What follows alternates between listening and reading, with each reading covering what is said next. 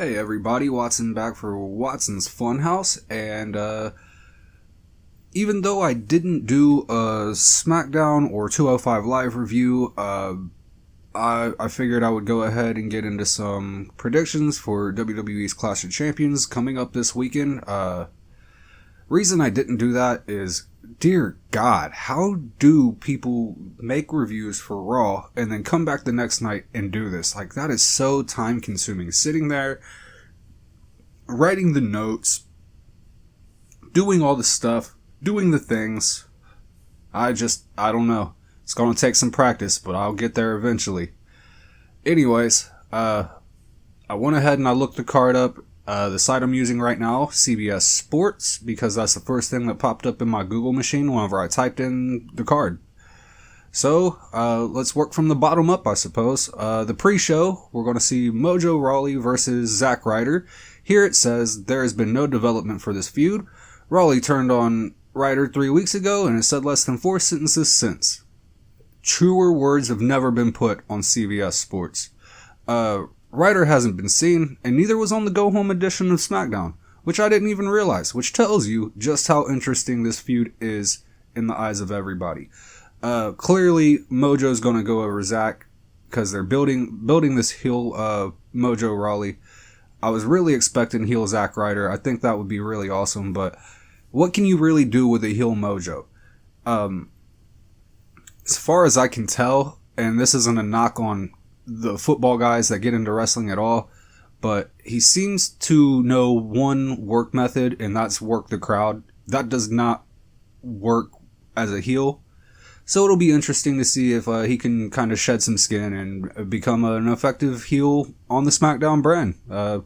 If he can do it, I'm all for it, Mojo. Do your thing. Get hype, bro. Whatever. Do your thing. Moving on. Moving up the card, I should say, rather. We got the Bludgeon Brothers taking on Breezango. Unfortunately, the Bludgeon Brothers are going to go over... which I shouldn't say unfortunately. They're pushing them. That's a good thing. I just wish Breezango didn't have to get trampled every time a team is coming up. Says here, it's the last match added to the card. It's an opportunity for the Bludgeon Brothers to get some shine against real opponents. It should nevertheless be a squash and could end the Fashion Files. I really hope it doesn't end the Fashion Files. It probably will, considering that they've already been relegated to the WWE.com. So, which is sad. I think as wrestling fans, the diehards really enjoyed it. Yeah, so Bludgeon Brothers. That's what's going to happen. They're going to hit that double Razor's Edge on Breeze, maybe? I don't know. Who cares? They're going over. Poor Breezango. Next, we got the Tag Team Championship, Fatal 4-Way. We're going to see the champions, the Usos, taking on Gable and Benjamin, The New Day, and Rusev and Aiden English. As much as I'd rather see the New Day or Rusev and English win and then go on to feud each other, I'd love to see New Day versus Rusev Day. I think that could be an effective thing. That Rusev Day should officially be the tag team name for Rusev and English. As dumb as that sounds, it really makes sense if you're thinking like a WWE writer. Especially if they do go into a feud with the New Day. So, if nothing else, WWE's been known to do that before to kind of give them something to label a team as, or something of that sort. Because, Rue English isn't going to work. That was a horrible way to mash their names together. What was I thinking? Anyways, so yeah, I'm going to go with the Usos on this one, though, just because that seems like the more logical way for WWE to book it in their minds. I don't, at least my assumption of what they would think. I don't see why they wouldn't run with it, but you got to figure out something to do with this tag division, because there's a lot of stuff going on here, but nothing really happening, if that makes any sense. Got 4 good teams here that are actually becoming solid, in Gable and Benjamin and Rusev and English, and then 2 that are solidified as all hell in the Usos and New Day. So, and then you like I said, you got the Bludgeon Brothers, you got Breezango, you got who are they? The Ascension, fuck it, why not? The Ascension, they're there. Do something with them. Ooh, Ascension versus Bludgeon Brothers would have been better.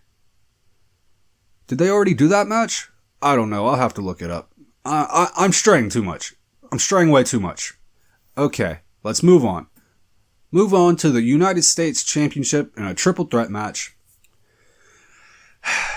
Baron Corbin versus Bobby Roode versus Dolph Ziggler. Ziggler literally seems to be placed in the match to be the fall guy. You're absolutely right on that, CBS Sports.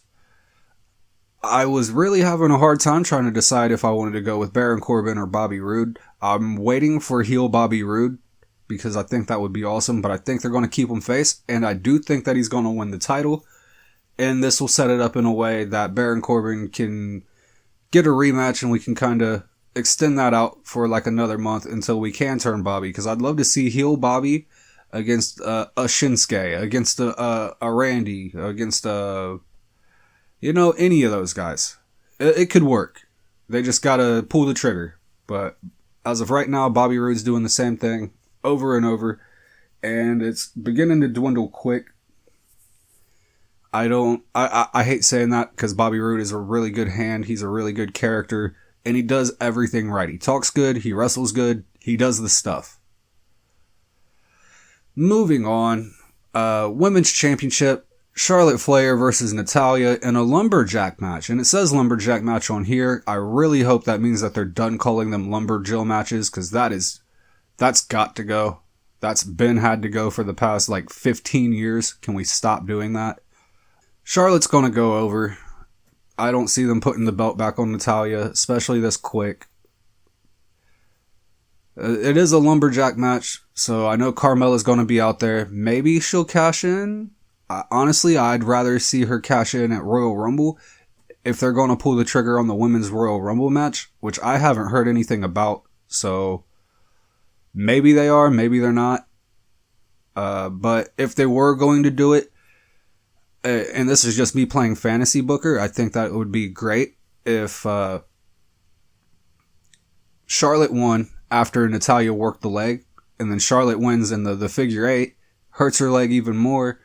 For whatever reason in the WWE universe, the Lumberjacks go to the back, except for Carmella, who cashes in, and then would take the belt from Charlotte in that way. But I don't like the idea of doing it here at Clash of Champions, considering it's the first women's Money in the Bank. I'd rather see it at one of the bigger shows. That's why I said Royal Rumble, because you would have to do it before Mania. You're going to want Charlotte to have the big win at Mania. That's definitely what you're going to want to do. So if they're going to do it, they're going to need to do it before then or after then. And yeah, that's just my take on the women's Money in the Bank. But Charlotte over Natalya. That's what I'm seeing happening. Then we get the WWE Championship match between AJ Styles and Jinder Mahal. It says here, this serves as Mahal's official rematch after Styles took the title off of him ahead of Survivor Series. Whether there will be any stipulations remains to be seen. No stipulations. And honestly, I'm thinking AJ. My gut's telling me AJ, so I'm going to go with AJ.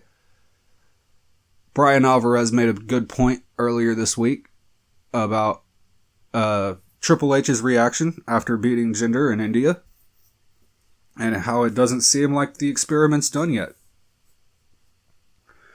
Honestly, I would love to see Jinder lose, but have a good match, or as good as a match with Jinder can be.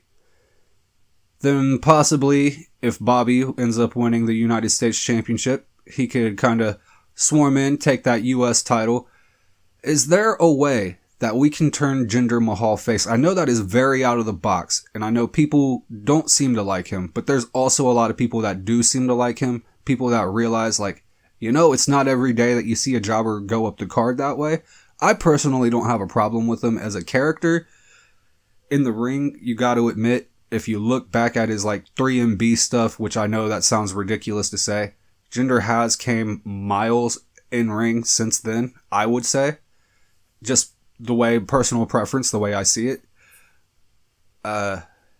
I don't see him going over Styles. If he does, I don't know how long he's going to hold on to the belt after that. I would love to see him go down and get the United States title for a little bit, because I think his character, either heel or face, it could be spun in a way that could really get Jinder back to being interesting and less of the, oh, they put the title on the guy too soon and now we don't like him, because there's no need. There's no need to throw away anything like that. You can get the American heat with him having the U.S. title. Oh, America, you guys, my people, this, that, and the third. Now I am the champion of your country. And you can really take it anywhere from there, if you think about it. It's just how they pull the trigger on it. So yeah, I'm going to go with Styles retaining the WWE Championship. And that's just a lot of my personal thoughts on how to book things. But we'll see how that turns out. Finally, we get the main event. Kevin Owens and Sami Zayn, the Yep Movement, versus Randy Orton and Shinsuke Nakamura. We're going to have Shane McMahon and Daniel Bryan serving as special guest referees. The WWE careers of Owens and Zayn are on the line in this match. Now with that stipulation, you got to think Owens and Zayn can't possibly lose, but Orton and Nakamura can't possibly lose either. What I'm expecting is either a double ref double down, or at least Shane getting downed, and then the double pin spot. I'm thinking Owens will hit the pop-up on Nakamura, Randy will hit the RKO on Sami, we'll get a double pin, we'll get Bryan counting Nakamura's shoulders down, and we'll get Shane counting Zayn's shoulders down, and that'll lead to the dissension that happens between the SmackDown authority figures. That's how I would do it, and honestly, I think that's pretty spelled out considering the way that they've been booking. The finish I had originally came on SmackDown whenever Daniel Bryan went and put the referee shirt on and counted the 3 and did all that stuff. That's kind of like similar to what I thought was going to happen at Clash of Champions. But since that already happened, and again, thinking like a WWE, with a WWE mindset, I should say, I really see the double ref, double down, the double 3 count, and building off of that. Because clearly that's the storyline we're running with, is Daniel Bryan and Shane McMahon, and the wedge between them being Owens and Zayn. But overall, I think this is going to be a good card. I think that it doesn't look as impressive on paper as it's going to be watching it play out. Clearly, you got all your big names here, but it's kind of the same thing, but with more multi-man matches and more stipulations. So it's a WWE pay-per-view. But yeah, that's my thoughts on it. If you let me know if you agree. Let me know if you disagree with any of my thoughts. I'm open to anything. Just let me know in the comments. Remember to hit the subscribe button, by the way, guys. We're trying to build here. And yeah. So with that being said, I'll catch you guys on the next one.